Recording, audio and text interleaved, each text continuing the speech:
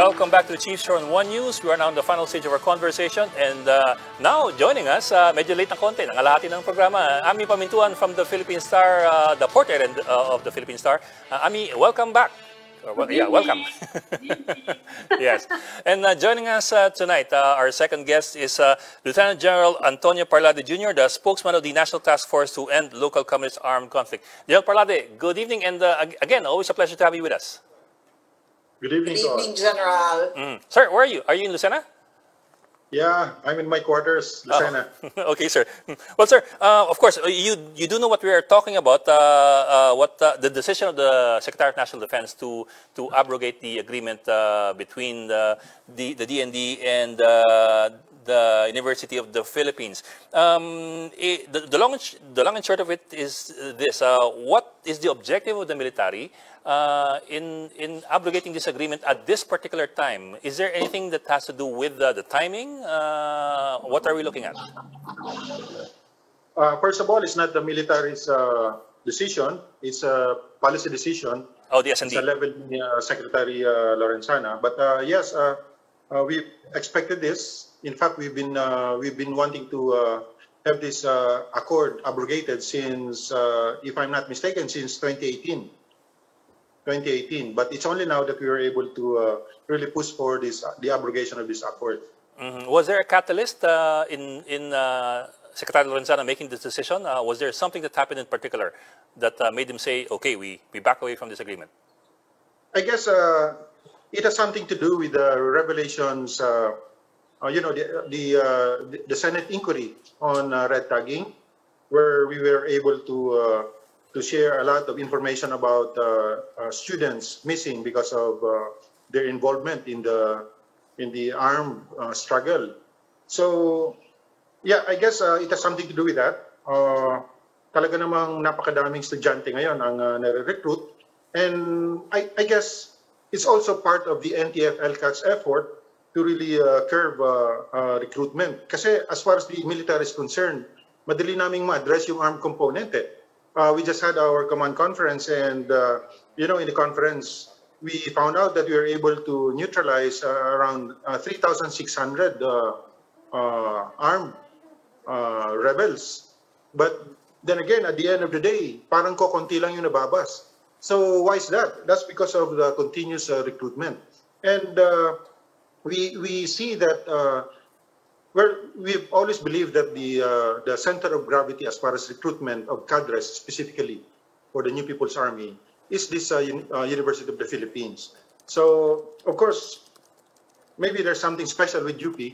It produces, you know, the creme of the creme de la creme. They go to UP. But then, may problema tayo doon because of this accord. Hindi natin na-monitor yung mga activities ng mga organizations doon. Especially those aligned with the Communist Party. So, meaning, General, you are actually planning to monitor activities of students? Yeah. I asked this kasi kanina, meron kaming photos ngayon of soldiers entering the UP garden. Yes, meron din kaming video. Yes. So, ano, yun ang iniisip ngayon ng mga estudyante. Anong impact ng abrogation? How far can you go? How far can you enter? Papasok ba kayo sa classroom? Makikinig ba kayo?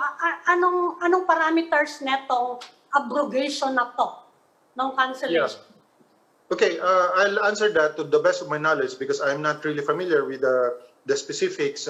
Under discussion pa yan dun sa defense level. But I'll tell you right away,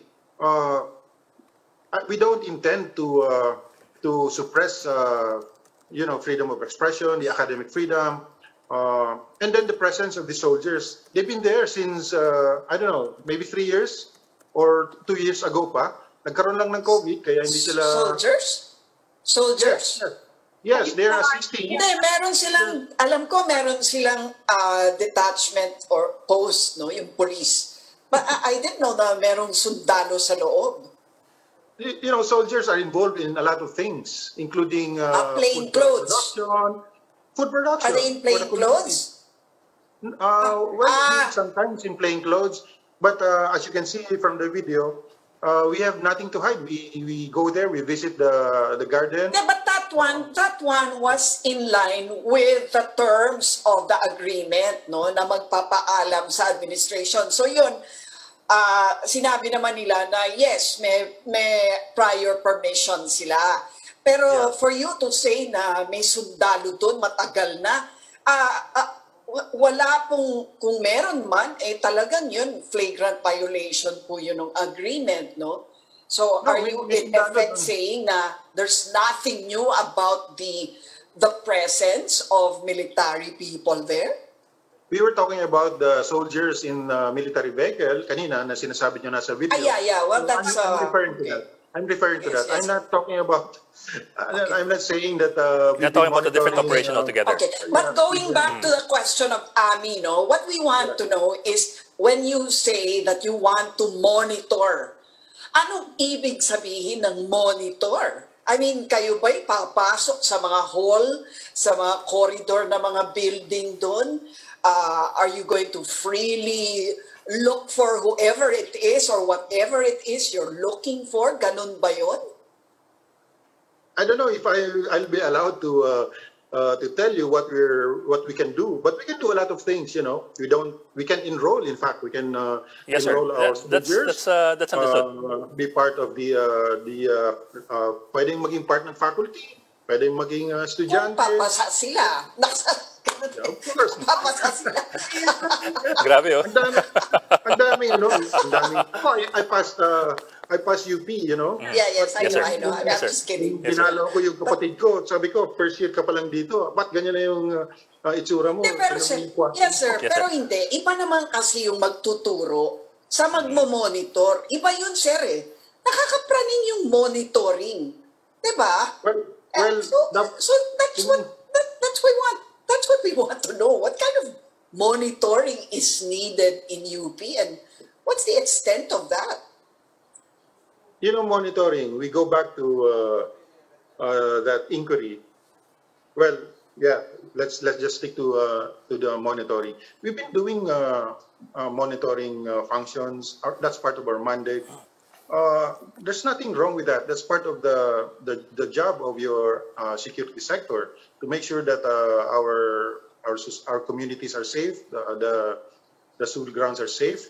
But siguro ang issue nyo rito is to monitor the illegal activities ng talagang magkakaproblema ka if you're doing something illegal already. Sabi nga ni Secretary Lorenzana, ang dami nang nangyayari dyan sa UP at wala kaming halos magawa kasi halos yung classroom na ginagamit nila for meetings, yung offices na ginagamit nila for meetings, for these terrorist acts or activities related to the Communist Party and to the armed rebellion, halos libre lang na avail dyan sa University of the Philippines. So what we're saying is we need to do something to make sure that these activities are put in check. Yes, sir. Sir, well, to Luci's point, sir, it goes back to that question, kasi the stated objective in abrogating that agreement is because because UP is now the center of gravity, supposedly, of recruitment by the CPP-NPA, and supposedly because it's a hotbed and safe haven of the enemies of the state. That's according to Secretary Lorenzana. With those statements in mind, going back to Luci's question, ano po ang balak ninyong gawin? With this abrogation, what do you intend to do in terms of operations or operating or presence in UP that is different from what has been happening in the last 3 decades? What changes now? Are you going to patrol in UP? Will there be? Sir, these are details that may get lost along the way. Are you going to have a presence there in UP? Will soldiers come in and out? Will there be soldiers in the halls? Things like these. Yeah, I can only second guess, you know, like I told you, this is still there's an ongoing discussion on this, but I can already say that we will not do patrolling inside the UP campus, UP compound. But all of this, whatever we decide to do in UP, that's definitely to make sure that we're able to perform our functions properly. And part of that definitely would include coordination with the authorities of UP. So wala namang problema doon, palagay ko, as long as wala naman tayong tinatago, wala naman tayong dapat alalahanin siguro. But we are also looking at the anti-terror law. You know, it is important that the UP community understand that there's this law. No matter if how many have filed their petition? 37 or 47? 30-something. It doesn't matter. But what we're saying is, meron ng batas, and we have to be very careful kasi a lot of things are already illegal as far as this law is concerned. Ang daming specific provisions doon na talagang yung dating ginagawa ng mga estudyante ay hindi na ngayon po pwede. So that's part of the engagement that we want to have with the UP and possibly with the academe and the student organizations. So the bottom line there is to make sure that our students are safe. Kung gusto mo maging aktivista, fine. But kung gusto mong mang-recruit para maging terorista, may problema ka doon sa batas. General, you're talking about engagement with UP, meaning you will still be coordinating with the UP administration. Kasi sabi ni Secretary Lorenzana, he's open to talking daw with the UP officials as long as they can explain the recruitment na dinideny naman ng UP na hindi naman daw yung sponsored ng UP administration. Hindi naman daw siya organized recruitment. It's not supported. In fact, alam mo naman ng UP lahat dyan nagre-recruit from left to right and lahat ng klaseng ideologies nagre-recruit dyan. So ang pinagtataka lang ngayon, and we've always believed na ang military naman has been undertaking intelligence operations, I think, nationwide. Yeah, I'm sure. Sa lahat ng mga schools, I'm sure. May mga active dyan. So what makes it different now na na-cancel yan? Ang iniisip ngayon, madadagdagan yung surveillance, madadagdagan yung military presence. Tama ba yun? Yun ang tinatanong lang ngayon. Ano yung maiiba with the abrogation of the deal? If I'm not mistaken from what I read, one of the salient features of this accord is for the security sector to ask permission, to ask prior consent of the Pero meron na yan ngayon, sir. Before doing your search warrant, for instance, or implementing or serving a warrant of arrest. So palagay ko sa ngayon, with the abrogation of the UP Accord, palagay ko yung police, kaya nang gawin, yung dapat niyang gawin, kesa naman hayaan pa natin na makatakas yung suspect because of this provision in the accord na kinakailangan mong magpaalam. Well, sir, kung... May exemption ng hot pursuit sa agreement, sir. Merong ganon. So, yung description ninyo ngayon, hindi yan naiiba sa terms ng agreement. So, ang gusto namin malaman, anong pagkakaiba? Ba't nyo pa inabrogate kung yan rin naman ang gagawin nyo? Hihingi kayo ng permiso or pag may hot pursuit, pwede naman kayong pumasok doon without asking for prior permission. Wala kami nakikitang diferensya. Ba't kailangan pa i-abrogate? I'm not a lawyer, no? But I think when you say hot pursuit, a crime just happened and you are pursuing these criminals. Yeah, in the case of UP, a lot of things are happening there, like planning for a terrorist act or doing some preparations for a terrorist activity under surveillance yun. And that's not, I think that will not qualify as a hot pursuit. Yes, kasi initial stage pa lang sila eh. So yun na nga, sir, yun ang gusto namin malaman. So paano nyo aalamin yun? Alam nyo, sangkatutak ng org sa UP. At kuminsan, lalo na yung mga freshman, sophomore, sumasama sila sa org nang hindi nga rin talaga fully knowledgeable of what the hidden agenda. Yes, I will grant that. But what's to assure them nga na hindi sila masasama sa pag-aaresto dahil lang sa nag-a-apply sila. Sir, ganun sa UP, no? That's a regular thing for UP students, applying to join orgs or whatever. But, it's not, kasi yung statement nyo, sir, na kung wala ka namang ginagawang masama, ba't ka natatakot? But, when you're joining an org, and if you say that this org is actually, part of the CPP-NPA, but, sir, paano nyo ma-distinguish yung inosente dun sa hindi, di ba? Madali. First, before you got to to get to that point where the students are already involved in these organizations, the abrogation of this accord would provide us the opportunity to, again, engage the studentry, the student councils, explain to them this is how the CPP works, this is how they recruit. So just be wary about these organizations. Madaming pwedeng gawin, if only to prevent especially itong mga freshmen, wala itong kamuang-muang, yung mga galing ng probinsya. So doon pa lang, doon kasi nagsisimula yung problema eh. So I'm looking at the list of UP graduates and undergrads who were killed, getting involved with the NPAs and getting killed. One or two of them were close to me. So sabi ko, hindi sana ito nangyari kung at least we were allowed to visit the schools and then conduct seminars or lectures or engage the students. Hindi na sana hantong doon sa punto na halos walang nag-check dito sa mga organisasyon na ito na alam naman natin lahat na underground or are being operated by the party group of the Communist Party.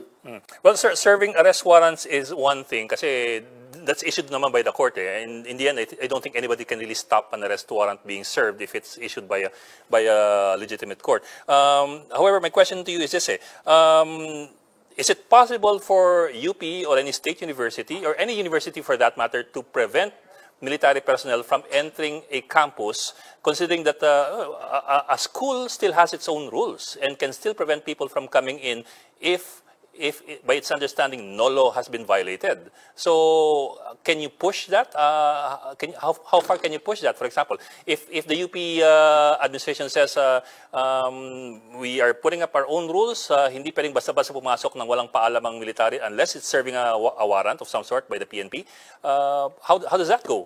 Can you follow that, or will that be followed? I'll give you an example. Sinabi na rin kanina ni Ma'am Lucy na we've been doing surveillance, monitoring inside the schools, wala lang kaming magawa. So now, with the abrogation of this accord, probably we'll present our videos, ito na yan. Ito na yan, sir, yung sinasabi niyo, sabi niyo walang nangyayari diyan, walang illegal na nangyayari diyan. Ito, what about this? So will you now allow us to continue monitoring this group or these personalities? Possibly. Yes, sir. But So, yes, it goes back to that. What if the school says no? What happens next? Well, Who has the final There's a authority? problem. Who would have the final authority on making a decision on whether or not the military can go in? Sir, barring for example an arrest warrant, kasi iba yun korte yun Yeah. Barring an arrest warrant, can a school, whether it's UP, PUP or whatever? UP is part of the executive branch. There's a higher body, there's a higher authority who can allow us to do our thing. So respetuhan lang ito. And of course, as members of the, for instance, kung ikaw si Chancellor at kayo yung executive administrator ng school, alam niyo yung dapat na payagan niyo, at alam niyo kung merong nangyayari na dapat ma-monitor ng security sector, for instance. So kung ikaw ay magmamatigas, I really don't know paano mo justify yung pagmamatigas mo kung meron na tayo mga sinasabi nga na okay, in the past, ito yon, si ganito, dito yan na-recruit, si ganito ang nag-recruit niyan, itong faculty mo, yan yung mga requirement niya sa mga estudyante niya para maging radical, and then eventually, ito yung rini-require niya, doon kayo mag-OJT sa loob ng ganito, itong organization na ito, and then doon kayo, dapat ma-immerse kayo dito sa lugar na ito, and then this group will meet you there. So, we have all those information, but how can we proceed kung ganito katigas yung ang ating administration, for instance, ng UP. Of course, you cannot prevent the Defense Department and the security sector from not doing their job because you're bent on pursuing your academic or what do you call this, autonomy? I don't know. Okay. Okay. Lieutenant General Antonio Parlade Jr., spokesman ng NTF LCAC. Sir, maraming salamat for joining us tonight. Thank you. Maraming salamat. Thank you.